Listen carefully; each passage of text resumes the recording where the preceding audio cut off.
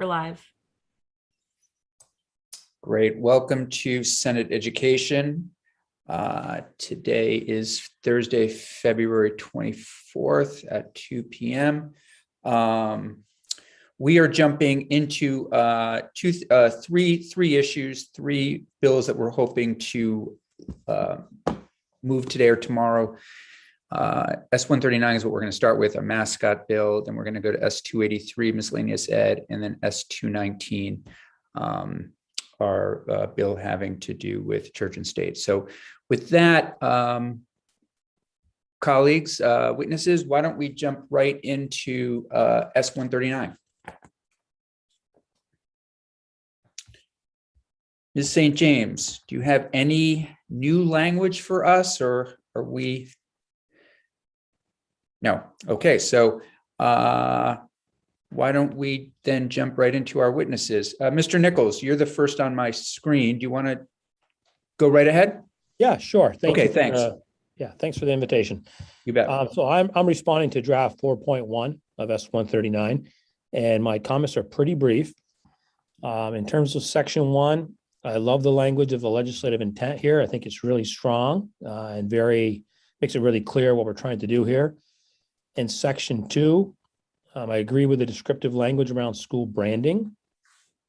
In terms of model policy, I agree with the concept of a model policy, and I appreciate that the Vermont School Boards Association is named specifically in the bill as a consulting stakeholder. Typically, when the AOE does policies, having the school boards as part of it, and oftentimes the school boards will lead that endeavor. I think that's good. We also don't have a problem with what the model policy must include. We do know that there's no language about how many times a complaint can be filed by an individual or a group of individuals.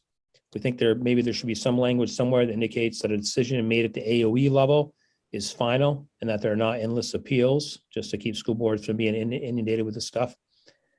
Requiring school boards to revisit anytime there are branding changes is a good idea that the VPA supports. In terms of section 3, we're fine with the implementation, fine with the dates the way that it's worded.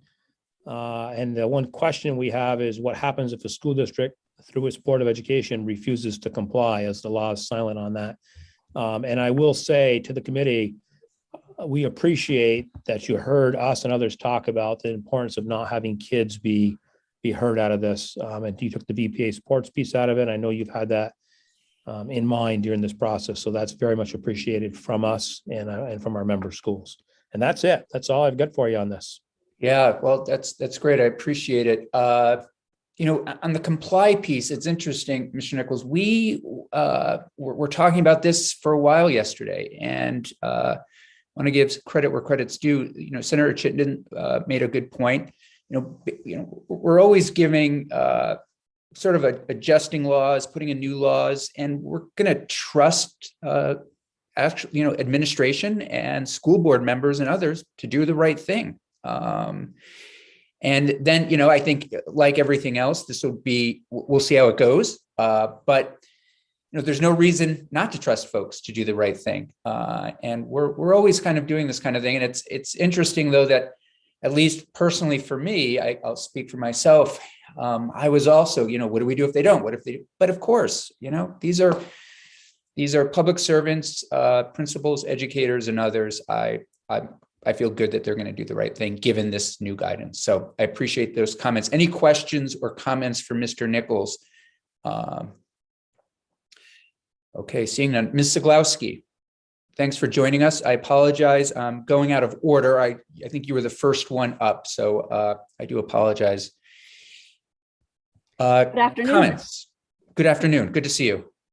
Good to see you as well. Sue Siglowski, Executive Director of the Vermont School Boards Association. Thank you very much for the opportunity to comment on S-139. I would note the bill has changed significantly since the last time that I was here testifying on it, and VSBA appreciates being named in the bill. We're happy to provide input to the Agency of Education on the development of a model non-discrimination school branding policy. And then that would be included in our model policy manual as a required policy. And just to give you some background information, our model policy manual is divided into 3 sections: required, recommended and to be considered. This model policy would be in the required section according to because of the language in the bill that requires districts to have it. All the model policies in the required section are there because a state or federal law or regulation states that a school district must have a policy governing activities in that area. Currently, we have 31 model policies in the required section of the manual. That's helpful to know. And then the last thing I would note is I just had a question in section 3 under subsection B, says school boards as defined in section 1 of this act shall adopt and implement school branding policies. And I wondered if that perhaps should be changed to singular. I just thought it might be interpreted that they need more than one policy on this. So that was a bit of feedback. I wondered if that could possibly be reworded. Ms. Simmons, do you see any concerns with that? I mean, or committee members? I'm sorry, no, I'm sorry. I'm looking for Ms. St. James. I apologize, but I appreciate you coming on the screen. Ms. St. James, okay, so committee, anyone concerned about not making it plural? Thank you for catching that, Ms. Zaglowski. We will make that singular. Good call. Thank you. And then my last comment would be on subsection C of section 3. And I know you've spoken about this a bit. I wondered whether the language of that is school boards shall review the district school branding in place at the time the policy is adopted to ensure compliance with the policy. And I wondered whether that included having to have, new uniforms and redo the gym floor and all that at that time in order to comply with the policy. Because I've had feedback from boards that they might need to, they would need to plan for that in their budgets to make those changes.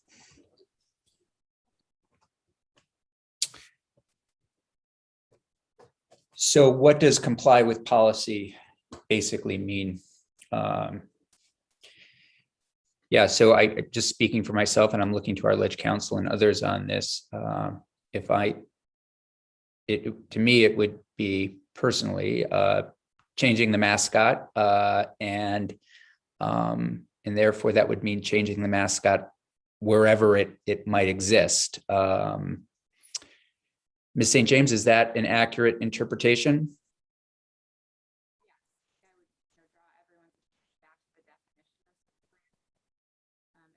I'm sorry, Ms. St. James, you are muted.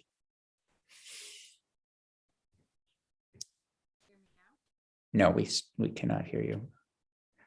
And we have just sent you earplugs from Amazon. I just hit. Can you hear me now? There you go. Perfect. Okay, Perfect. thank you. There we go. I would just draw everyone's attention back to the definition of school branding, Okay. which is on page 2 at the very top of the page. So as defined currently, it's any name, symbol, or image used by a school as, and then it goes on to name all of those things. So I read that to mean anywhere that a symbol or an image or a name appears constitutes a school brand and therefore needs to be in compliance with the law. Great. Ms. Zaglowski, does that help you? I think that clarifies to me that and tell me if you think I'm wrong, Ms. St. James. I think that clarifies to me that anything that had a mascot on it that wasn't in compliance would need to be fixed by January 1. Is that right? Qualified, yes. I think there could be some policy space here for the committee to be more concrete on what they mean. And the reason I'm qualifying that is just based on my research on how other states have handled this. And that is, there have been transition periods for the school has to stop using the moniker or the school branding that it has been using if it's not in compliance. But I have seen other states give a grace period for the use of uniforms or et cetera, until they perhaps are ready to purchase new uniforms in general, as long as the school stops putting the branding on new items, new sweatshirts, new uniforms if they have, if they have to buy a new uniform. So I think that there's some wiggle room in policy development, but I would say just black and white reading as my reading of this is, yes, you would have to get rid of anything with a school brand on it that does not comply with the law. But I think there's room there for policy making. And what's the date that we said? January 1, 2023. Yeah, we do need to give some wiggle room. I seem to think, and Ms. Zaglowski, that's what you're hoping for, right? Some wiggle room on this. Yeah, it seems to me that it could be a big hit. And we've heard some estimates from Senator Terenzini and others that when this does come, it's a hit. So if the committee is comfortable, would you work on some wiggle room there, Ms. St. James? Sure. So is it wiggle room for complying with the school branding law, or is it wiggle room for kind of the items that are currently owned and would be onerous to make new, basketball court, football fields, bleachers, that kind of stuff? I would speaking for myself, that's the wiggle room I would be looking for. Okay. We're not, we don't want to push out the decision that there's going to be a new mascot announced, but getting, as Ms. Zaglowski pointed out, all of everything lined up, new uniforms, gym floor painted, etc. That's where I think we'd want to give them some more room. Ms. Zaglowski, how does that feel to you? That would be appreciated. Thank you. Okay. I wonder if, so I'm looking at committee members, does that give that okay? Okay. So knowing that this is it, I mean, wouldn't mind having this leave this committee today, the latest tomorrow. I'm wondering if maybe Ms. Zaglowski and Ms. St. James, you could find 20 minutes to come to some agreement, maybe some conversation, maybe at some point, and maybe we could even, I do think we're going to move, I'm hoping we're going to move pretty quickly today. So if there's time, we could, take a 20-minute break or something like that, just to see if we can get there. I know, Ms. Zaglowski, you're going to be on the testifying about other things, and I know Ms. St. James too, but I just, knowing that at the latest, this has to leave tomorrow, kind of wrapping it up. Senator Terenzini. Thank you, Senator Campion. Can you hear me okay? Yes. Thank you.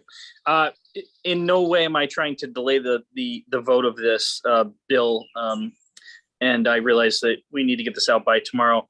I was going to ask if we could vote on it tomorrow, so I could have some time to articulate my thoughts in somewhat of a statement that I'd like to present to my committee members as to why I was going to be voting no for this bill. Or if, as you just suggested, if you were willing to take a 20-minute break today before we do vote on this later in the afternoon, I could probably whip out something, but I'd like to be able to, articulate my thoughts on paper so my constituents can hear my reasoning as to why I'm voting in the negative. Okay.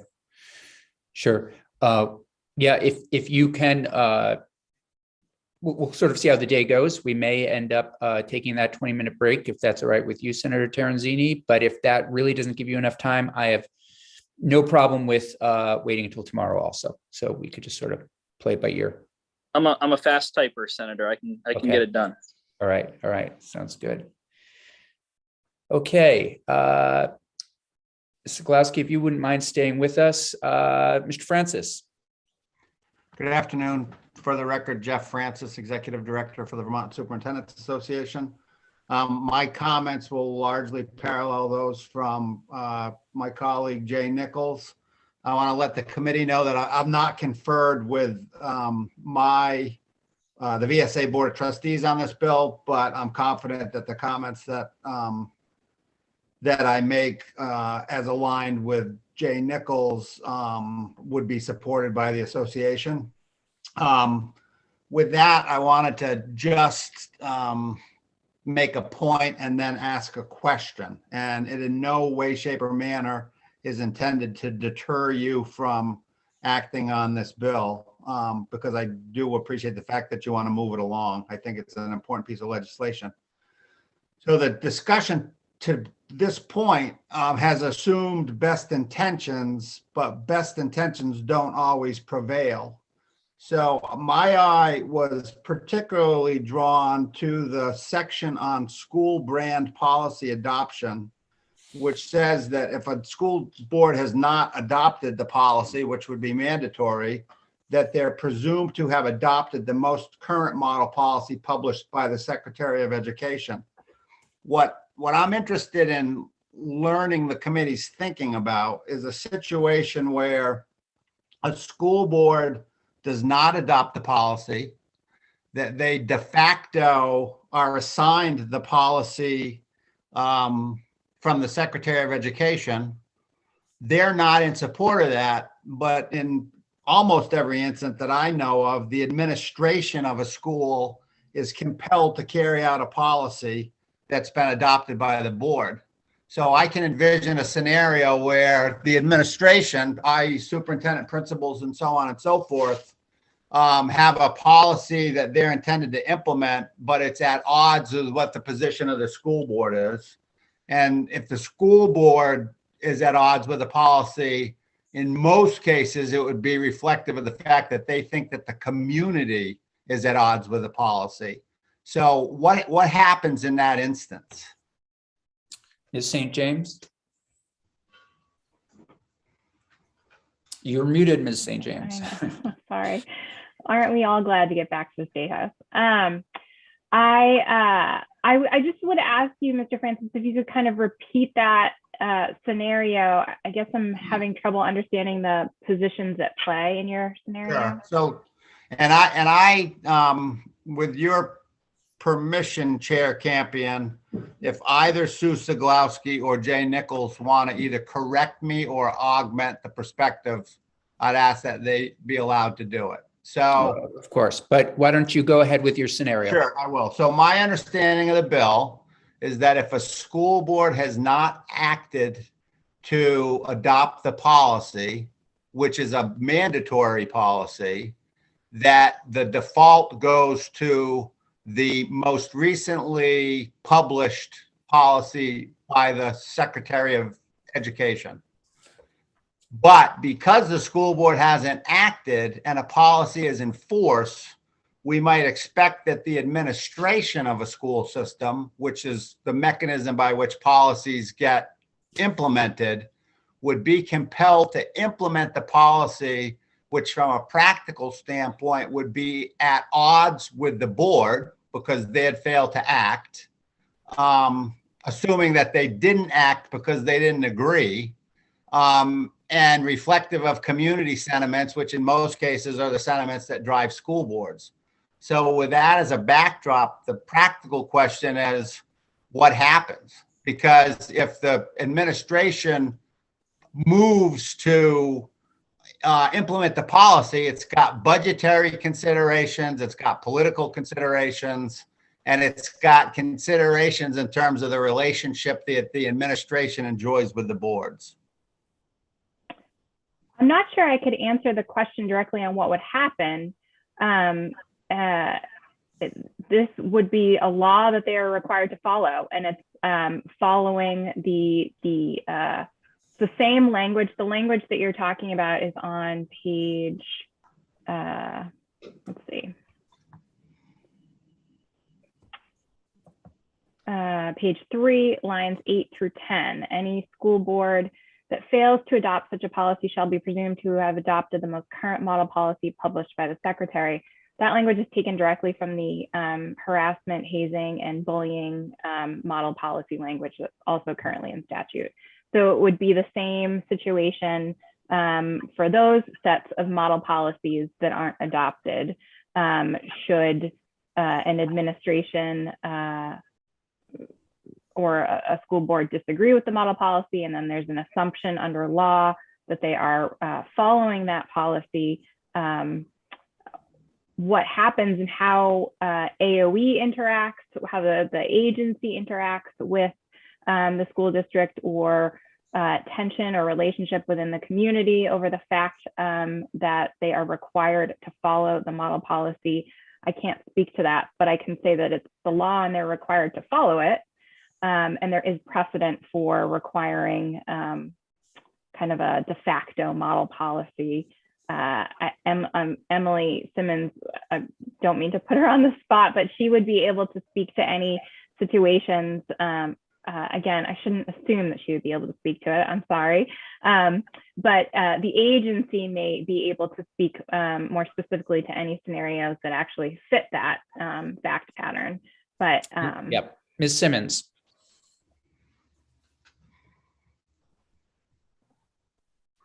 Sure. It's Emily Simmons for the Agency of Education. I think I can sort of answer Jeff Francis's question. The policy would be imputed to the school district. And so any steps that the policy has that are the responsibility of the superintendent or another administrator would be incumbent on that person to carry out. However, this is a policy where the primary actor is and should be the school district board.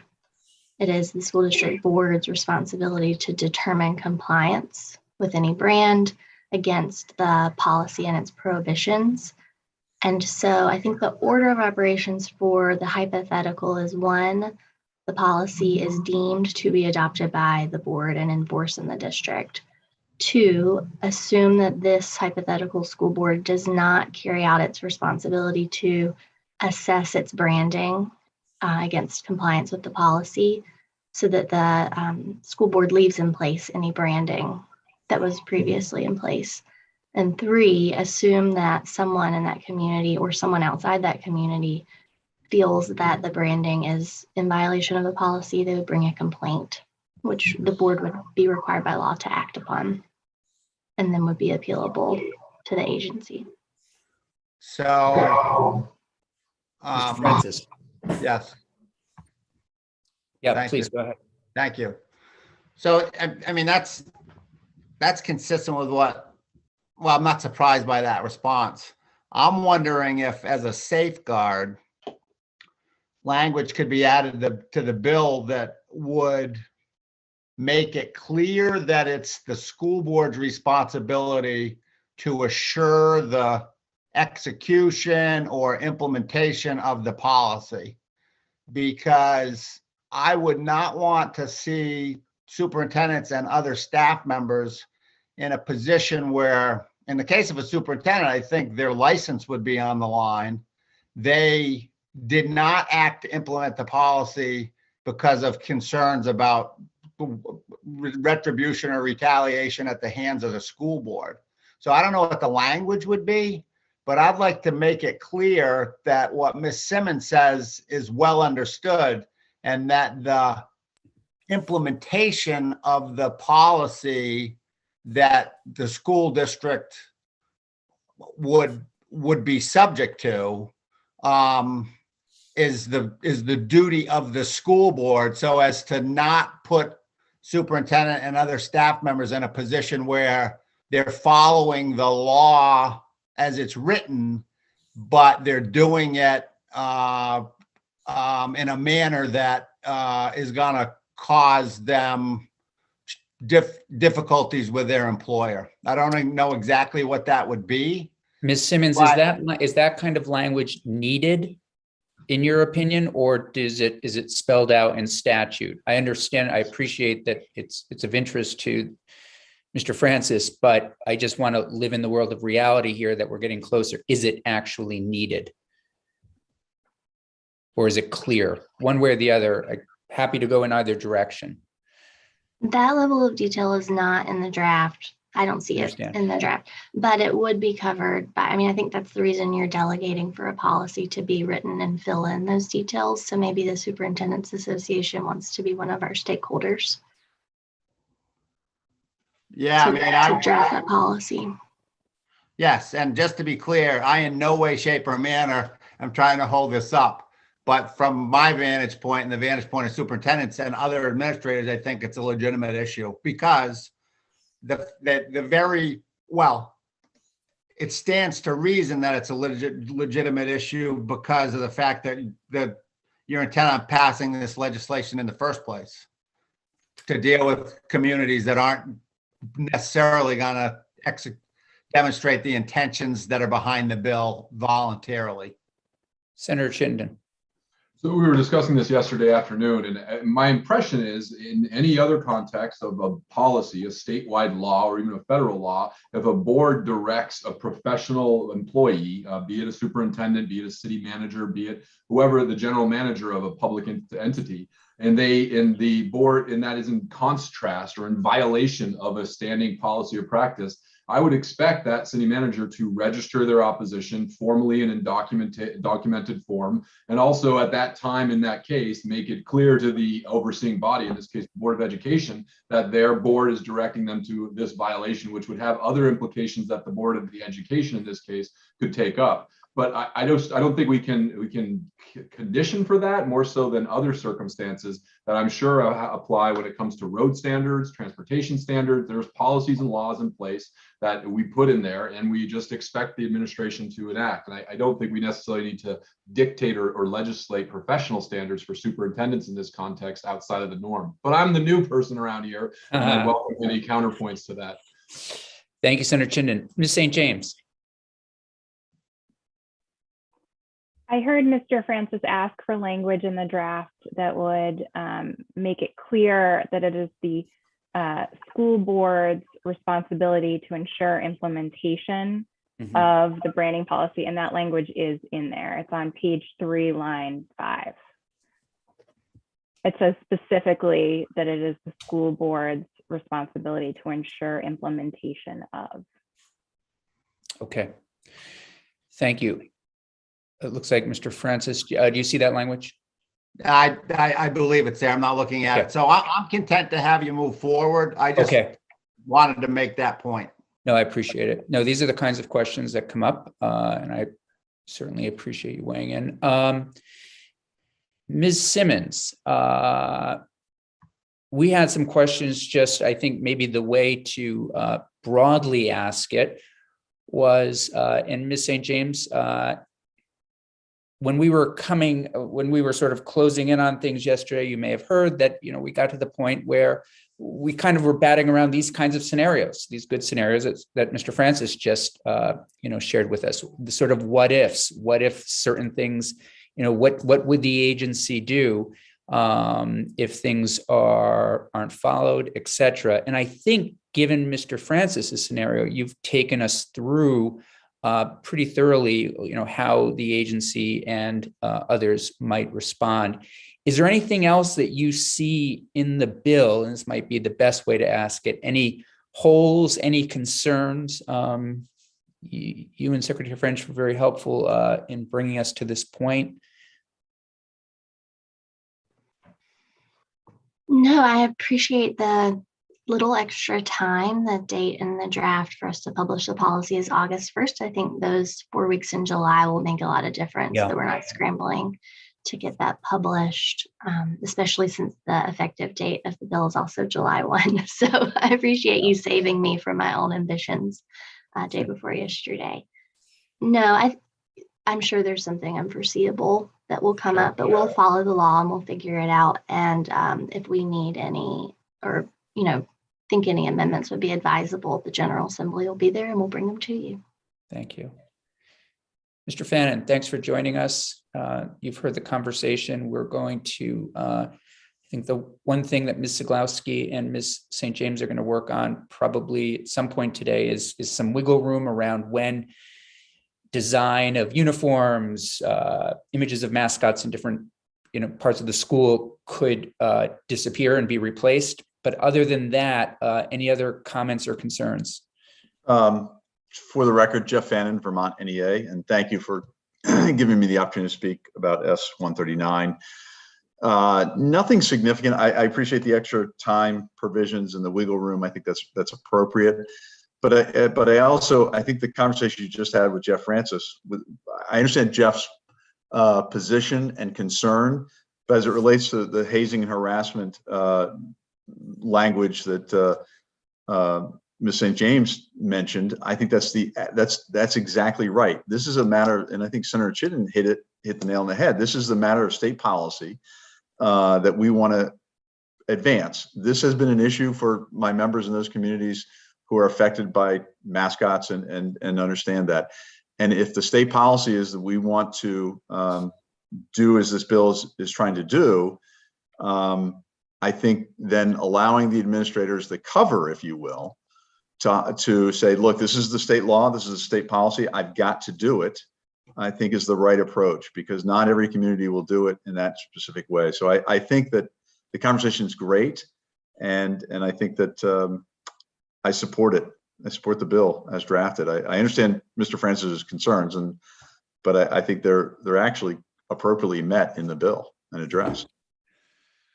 Thank you, Mr. Fannin. Anything else, excuse me, committee at this point on this bill? Mr. Francis. I just, in light of Mr. Fannin's comments, I wanted to leave no doubt on the part of anybody watching this, the committee itself, that the point I raised was not intended in any way, shape, or manner to deter you from your action. It was just a legitimate point that I think was reasonable for me to raise, and I'm glad that I raised it. I completely agree. Absolutely. I appreciate this. These are the kinds of questions that if you're thinking about them, Mr. Francis, others are as well. And so I really appreciate you raising it. So thank you for that. And in no way did I see it as your questions as anything but continuing to make the bill better and to support it. So thank you for that. Committee, let's then, if I see no other questions or concerns at this point, let's shift to 283. Ms. St. James, if you don't mind. I think we'll have a little time after this. This is the miscellaneous education bill. And Ms. St. James, do you have any additional language for us at this point? No additional language. The one thing that I want, I'm sorry. Sorry, yes. It's not new since we looked at the draft last time, but I don't think we talked about it last time. And that is just language that on section 3, page 3, the report and recommendations from the Building Bright Futures Council. I don't think the committee has reviewed that language yet. Okay, and that I apologize then. Let's please go ahead. I apologize. I think yesterday this had highlighting, and then I sent Daphne a fully edited version with no highlighting, so I apologize. It's page 3, line 16, section 3. And this is based on the recommendation regarding a lack of clarity on what suspension, expulsion, and exclusion means for early childhood education. And it is substantially the same language as, I believe her name is Miss Kenny, yes. provided with small tweaks to just kind of come into line with drafting conventions. So it reads, the Building Bright Futures Council, established in 33 VSA 4602, shall collaborate with the agencies of human services and education to define suspension, expulsion, and exclusionary practices in early childhood education. We're on page 4. Settings, and to establish best practices for supporting children who face such measures. The work of the council shall include reviewing available data on exclusionary practices on or before January 15th, 2023. That I don't believe that there was a date provided in her proposal. So again, the committee can change that. The Building Bright Futures Council shall issue a written report to the Senate and House Committees on Education, the Senate Committee on Health and Welfare, and the House Committee on Human Services, detailing its work and findings and making recommendations for legislative action. Any questions on that language? Seeing none, the other item I just wanted to mention was I did call President Judy last night to understand whether or not we needed, to ask her about the financing. I thought that we would need a fiscal note on this. Community College of Vermont, these are dollars. This is, it's interesting. The way it was framed to me is, we're giving now an opportunity to students that otherwise would not necessarily attend CCV. So they are bringing money in through this bill, and any money that they, any subsidy they might need to provide is money that they will cover. So just wanted to let senators know that. Any questions on 283? Okay, seeing none. Anyone, why don't we give it just, let's come back at 3 o'clock. Senator Terenzini, please. Senator Campion, sorry to ask another question or make another comment, but I was just thinking procedurally through my earlier request, and any comments I may want to offer towards this important bill, the mascot bill I'm referring to, I would want to do with the entire Senate on the floor when this bill voted on. Okay. So there's no sense in me being repetitive and taking the time of this committee today. Okay. Whatever you're most comfortable with is. Okay, why don't we then return at 3 o'clock and at least try to move S283, miscellaneous education. And that also might give our colleague, let's say 3:15. Does that work for everyone? 3:15, we'll come back, move 283. That might give Ms. St. James. Do you need anything from us at this point on 283? No, So that I've had also, my camera off working on that language for okay, you. and then that may give you and Ms. Siglowski also an opportunity to come up with some language. And then we will return, and I apologize for this, but this is the kind of the time of year when we're just trying to get some things done. And I'd love to be able to not keep folks late tomorrow. I know people have plans, there's a snowstorm, et cetera. So, okay. Senator Perchlik, you look like you want to say something? No. Okay. Okay. All right, why don't we go, we'll come back at 3:15. If you take